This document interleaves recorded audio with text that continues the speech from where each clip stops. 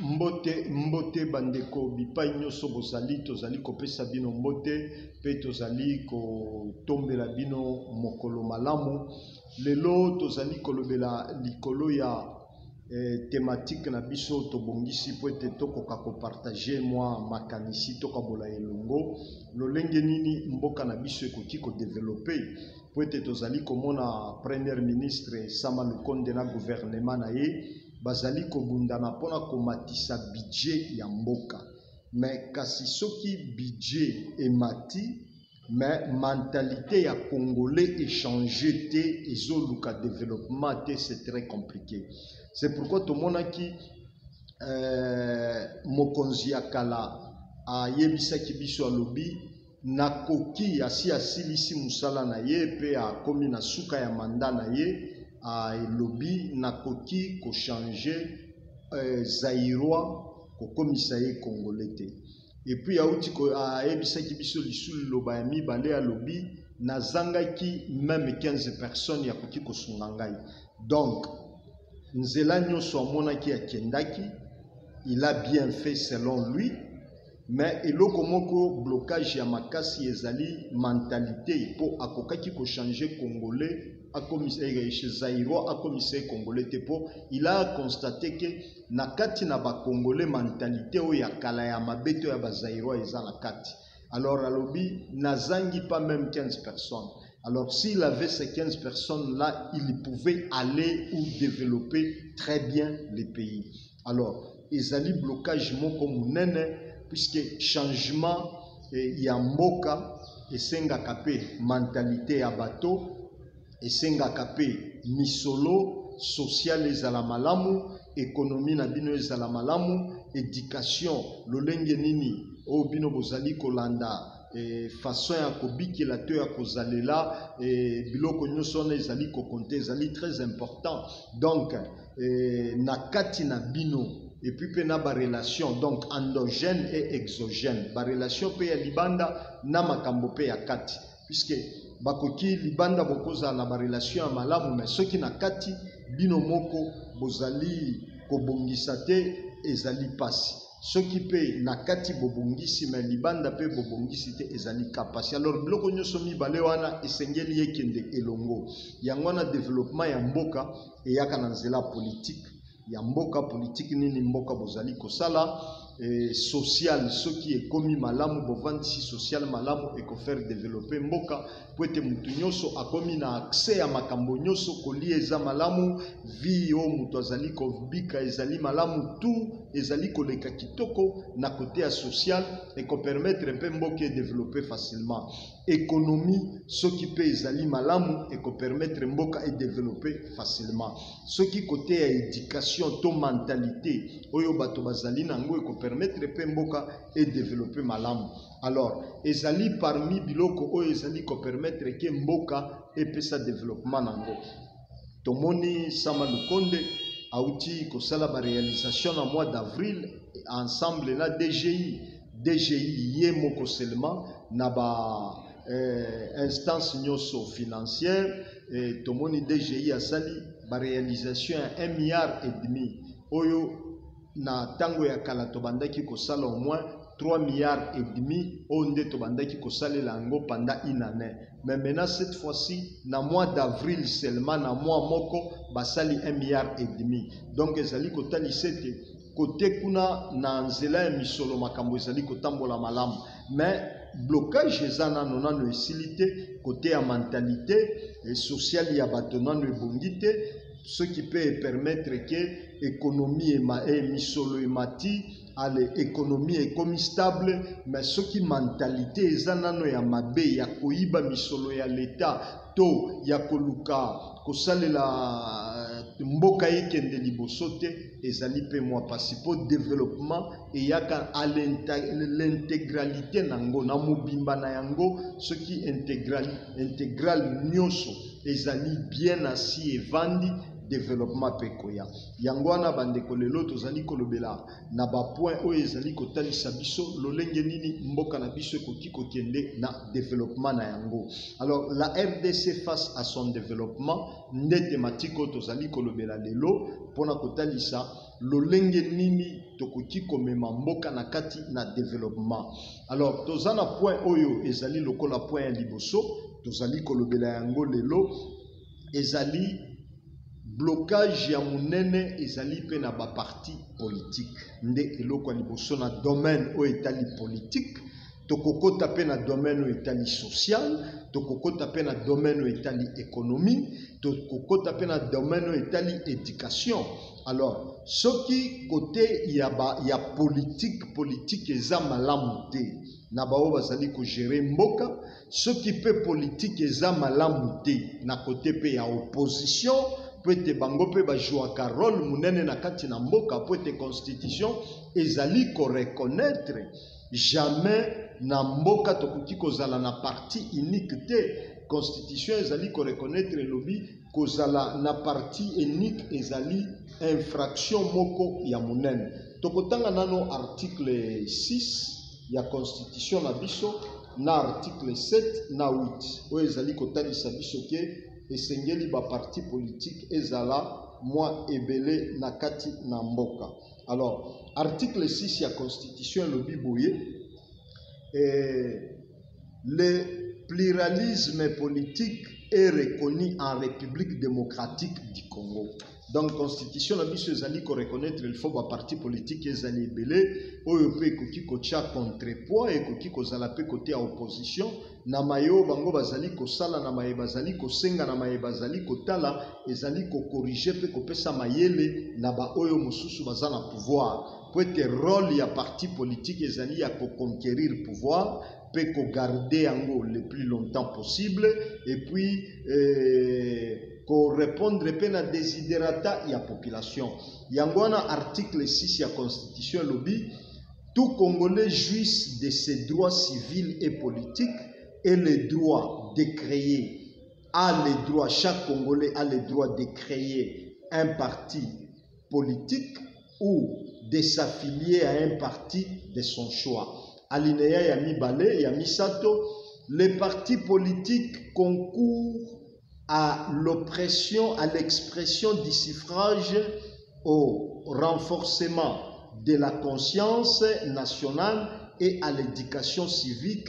Ils se forment et exercent librement leur activité dans le respect de la loi, de l'ordre public et des bonnes mœurs. Alinéa Welandi, les partis politiques sont tenus au respect des principes de démocratie pluraliste, d'unité et de souveraineté nationale.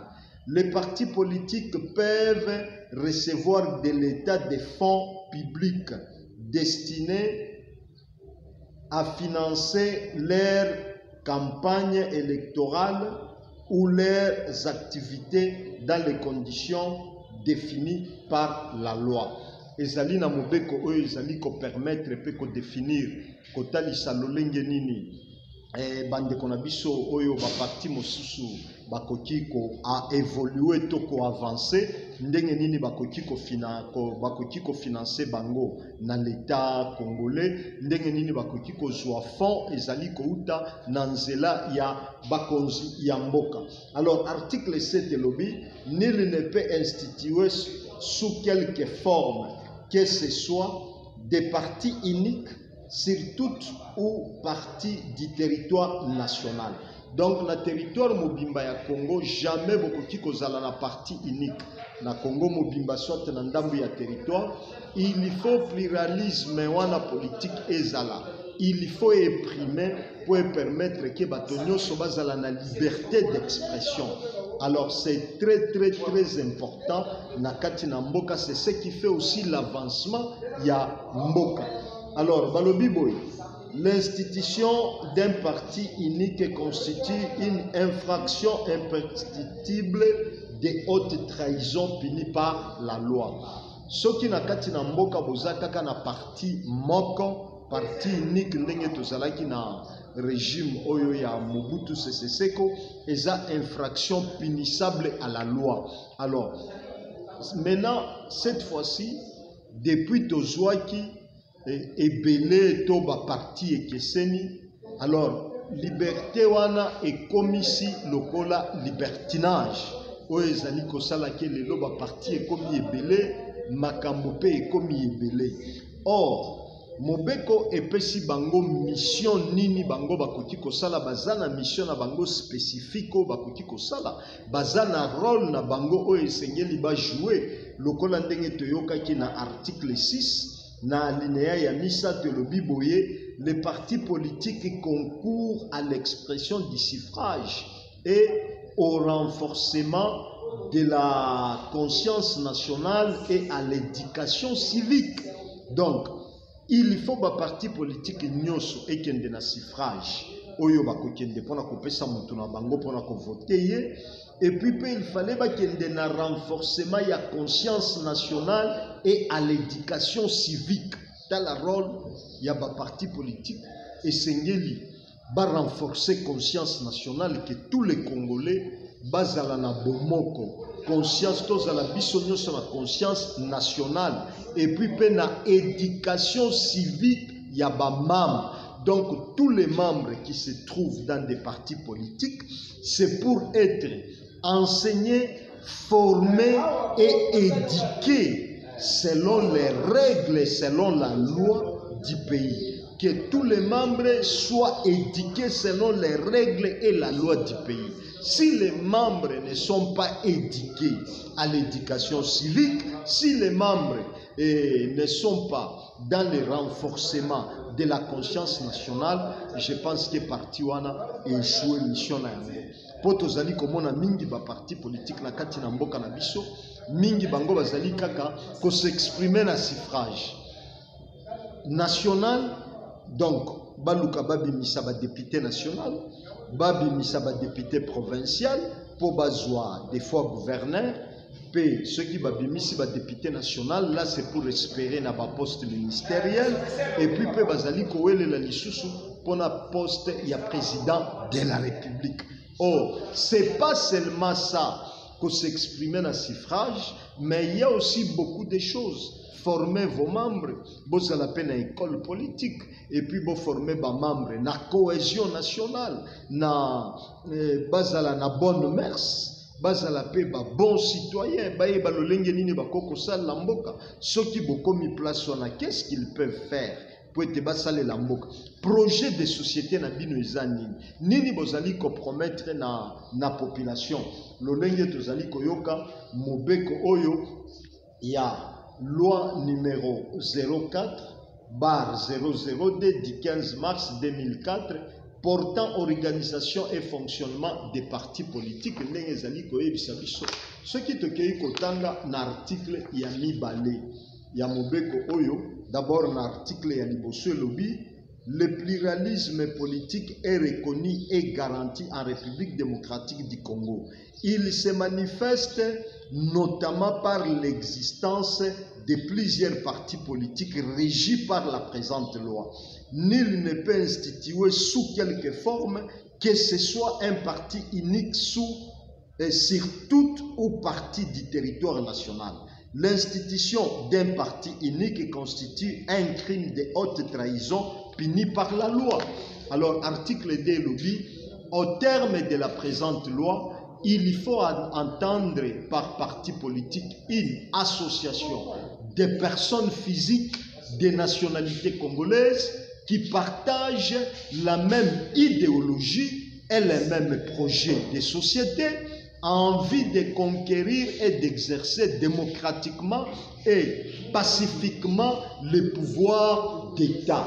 Maintenant, quand on vous donne l'autorisation de créer un parti politique, c'est pas comme aujourd'hui. Et on est arrivé jusqu'à plus de 800 partis politiques. Alors, j'ai presque la liste de tous les partis politiques ici, qui constituent au moins plus de 800 partis politiques, plus de 700 partis politiques, na kati na mboka na biso. Oezali, liste des partis politiques autorisés à fonctionner en République démocratique du Congo. La liste des partis politiques autorisés à fonctionner dans la République démocratique du Congo. Alors maintenant, ça fait que s'il y a des partis politiques qui fonctionnent, maintenant il comme le cola moins libertinage moko oyo ba perdre mission na bango bazo réaliser lisusu eloko ya malamu te. Objectif na bango ezaka ko conquérir na pouvoir et en dehors il y a ba matinée politique oyo basalaka à tout moment. En dehors pe lisusu il y a ba manifestation. C'est ce qu'ils connaissent. En dehors de ça, il n'y a pas autre chose qu'ils connaissent. Ils connaissent que ce qu'ils font tous les jours, ce qu'ils font tous les jours. Alors, normalement, qu'est-ce qu'il faut faire? Il faut la formation des membres. Il faut aussi savoir comment éduquer les membres dans des bonnes mœurs. Nakati na lolenge nini bakoki ko se comporter malamu to kotambola malamu. Alors il y a un problème difficile et compliqué où ezali ko sala lelo avancement et blocage ezali ko zala makasi nakati na mboka avancement et ko zala te pona nini côté kuna structure eza structuré te, c'est du désordre. Comme aujourd'hui on a plus de 800 partis politiques. Alors, en espérant qu'en 2023, on en aura au moins plus de 1500. Alors, ça crée aussi un blocage, puisque concurrence ezali, concurrence loyale, ezali pe bamakambo kili pe belé, ou ezali ko salake blocage, ezali ko salake avancement et ko zala malamu te. Alors, eza blocage na développement makasi pona mboka selon la loi. Donc, ils ont échoué à leur mission.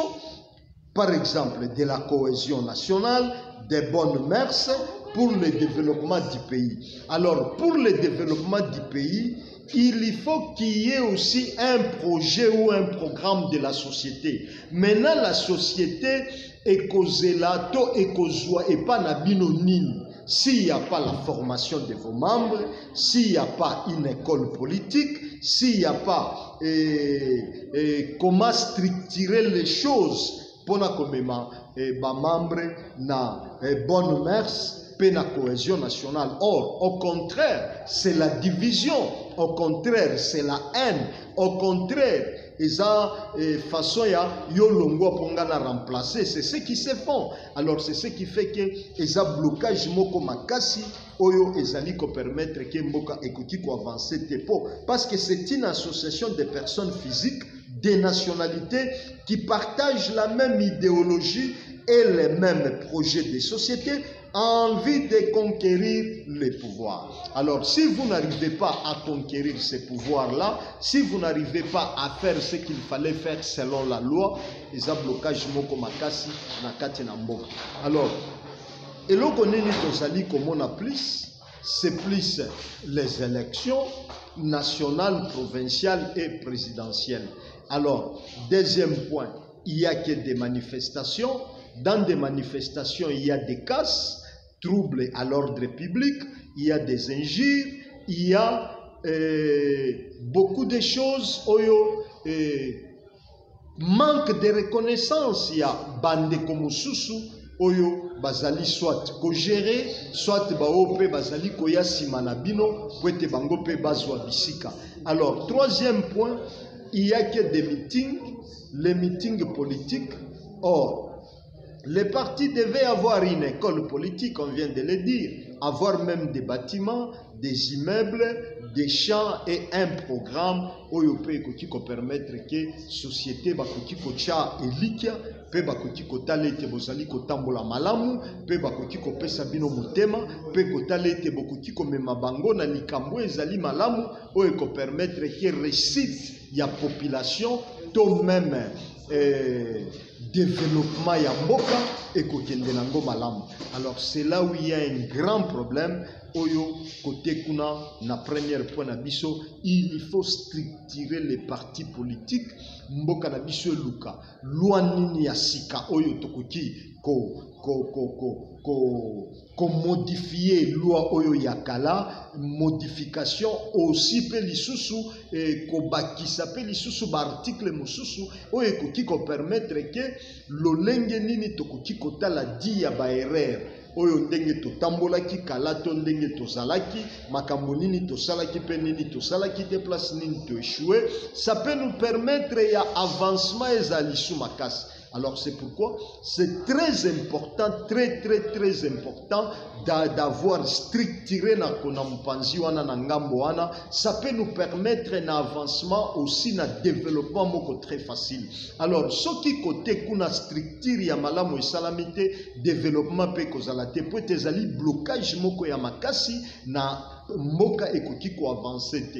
Peut-être toloba qui était développement pas seulement financier, développement pas seulement social, développement pas seulement économique, développement pas seulement à côté ya éducation, mais tout ça nyonso wana ezali lokola avion ndenge pumbwaka na mapapu mibale. Soki ni papu moko ekufi to soki quelque part eloko moko ezali kotambola malamu te ekozala blocage moko ya makasi, puisque il faut cultiver mentalité ya malamu na kati na congolais pe kozala na eliki ya kolobete changement ya mentalité ekoti na population. Et puis mutu nyonso tango azali kosala likambo ayebi je le fais pour quel objectif, je le fais pour quelle raison, je le fais pourquoi et comment le faire. C'est ça le grand problème. Alors ce qui te kei na deuxième point na biso côté toujours ya makambo etali politique pour avoir un bon développement du pays, comment la RDC face à son développement. Deuxième point, na côté toujours il y a politique.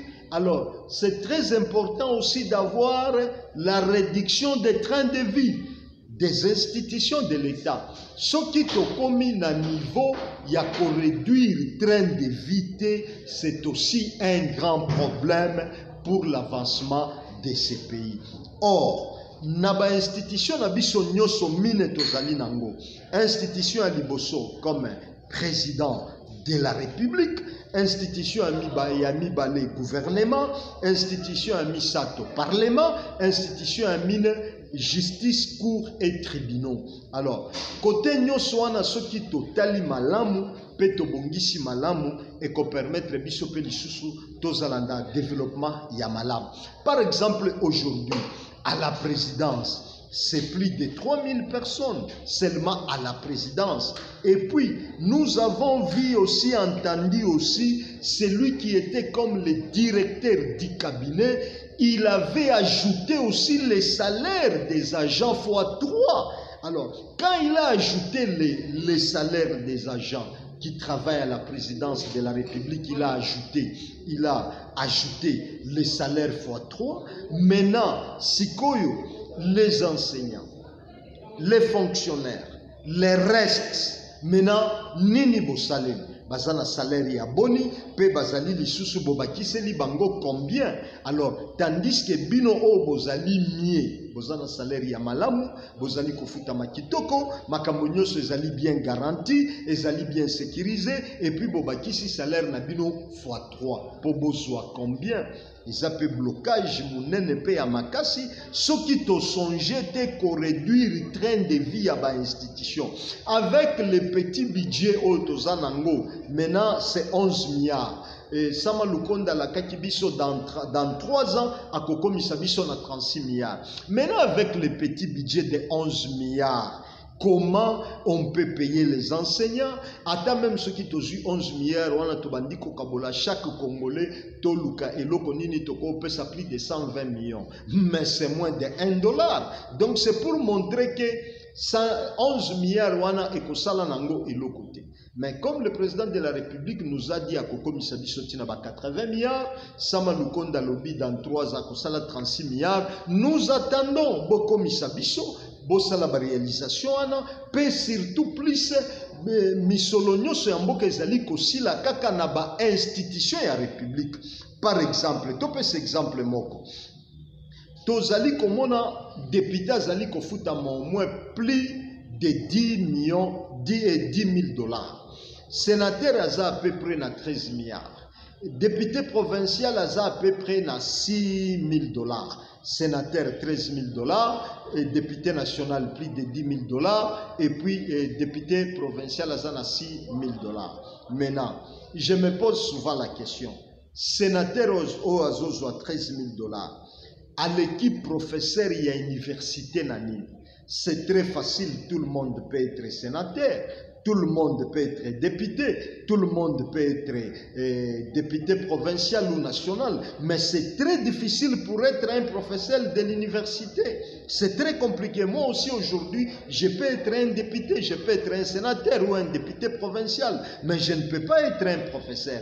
Maintenant, pourquoi un professeur Moussalo Ezali à Makassi, peut Moussalo Ezali à Moutouya, Azali Kozwa, moins de $2 500, mais un sénateur, Oyo Azali Kosala Moussala seulement 2 fois par an, na première trimestre ya liboso asali 3 mois, deuxième trimestre asali sous 3 mois, alors s'il y a qui kopé manayi azana repos à 6 mois, azo sala pe musala pendant 6 mois. Mais le professeur qui vous travaille du 1er janvier jusqu'au mois de décembre, l'enseignant qui vous travaille tout ce temps-là, maintenant pourquoi azana salaire ya muke. Maintenant ceux qui to komi na biloko wana te pona ko réduire le train de vie et ça blocage ya munene pe ya makasi pona mboka na biso. C'est pourquoi nous vous demandons ya koki koluka lolenge nini tokoki ko réduire le train de vie. Alors, je me pose la question, un député national à l'équipe professeur, il y a humanité nanini. Un député provincial à l'équipe enseignant nanini, puisque enseignant il vous touche moins de $150, il est dans les $200, mais un député provincial, Oya Kenda Kakaka, qui sont pour Atiem Sapelikolo, qui sont contre Atiem Sapelikolo. Des fois, il n'y a pas de proposition de loi. Oya Zaliko proposé, soit une assemblée provinciale, soit une assemblée nationale. Pour rôle Nabango Ezali, il y a qu'au légiférer, qu'au voter loi, qu'au contrôler aussi l'entreprise publique ou Ezali à l'État. Mais maintenant, ceux qui m'ont soutenu, Ané Mobimbati législature Mobimbekosila, il n'a jamais proposé même à ta loi à mon côté. Pourquoi vous les payez beaucoup d'argent tandis que les enseignants, bazana moi bazana et l'autre côté, ça casse, ça crée des frustrations. Alors, c'est pourquoi comme on a na domaine mosusu bakoki kosunga binote. Yangona vous pouvez juger d'autres personnes comme bazana motema mabe, balingi kosunga ba institution te, bazali ko critiquer bino à tout moment, bazali ko finga bino à tout moment, bazali ko loba mabe likolo na bino. C'est dit à tout ça puisqu'il n'y a pas des avancées. Dans un pays, oyo mutuazana diplôme, il y a université, mutuazana licence, non mosusu des fois azaka na certificat ou bien même diplôme, il y a 6 ans il y a humanité, mais oyo azali kozwa ebele koleka o mosusu, puisque ceux qui totali même na bao nyoso bakei na assemblée nationale, tout le monde baza ba licencié te, puisque mobeko ezali esengi ne fiske kozala kaka na diplôme, il y a diplôme d'état ou il y a gradué ou bien licence, ça commence même par un diplôme d'état ou même équivalent. Quelqu'un peut avoir un diplôme d'état à l'équipe comme député, na oyo asali ba université, asali ba licence, asali ba master à comité na niveau nyoso, mais tala salaire oyo ya zali kozu. Alors, Tomeka Kobongisa, vraiment, et que ça la malamu mingi peut te permettre que mboka ait avancé. Alors, c'est pourquoi tu as dit que le domaine yami balé, ils allaient koyeba ko réduire le train de vie. Et puis, koyeba lolenge nini ya kuki kozala bato nyonso bazala presque na salaire o ezali kokokana na niveau ya étude na ye.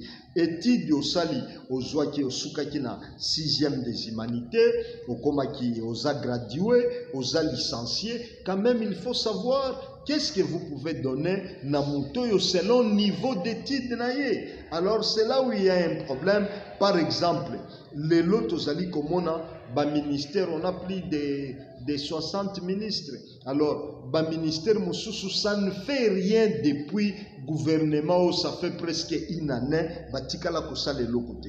Alors, lokola ce qui tozui ba ministère mosusu to kotisi yango na kati na ba ministère mosusu pona ko réduire train de vie. Par exemple, ministère ya jeunesse et initiation à la nouvelle citoyenneté et à la cohésion nationale. Ceux qui t'ont intégré yango na ministère ya renseignement ndenge ezaki kala to na ministère ya défense nationale et ancien combattant. Alors ça peut aider. Tobandi kozwa ba jeune na biso à partir ya 18 ans bakoti bango na musala ya soda de 18 à 23 ans aleki ata 2 ou 3 ans sali musala soda et puis yemoko simako ya ko décider pona ko kende ko sala makambo mususu.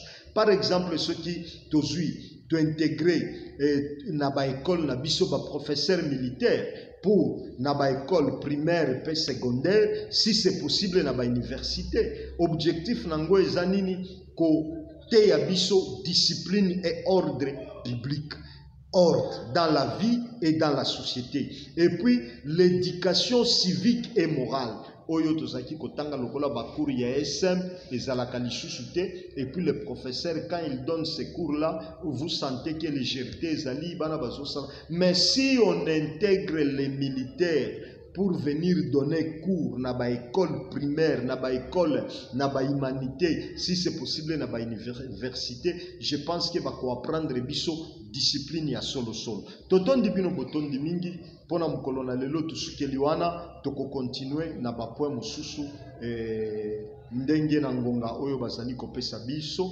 topesi bino merci mingi po ete ngonga ezali ngonga toko continuer na deuxième point et na troisième point na parmi ba point oyo touti kopona awa toko koba pe toko kiko yeba nini oyo toko kiko sala ekozala malamu mingi totondi bino botondi mingi toko kutana na mbala oyo ezali koya.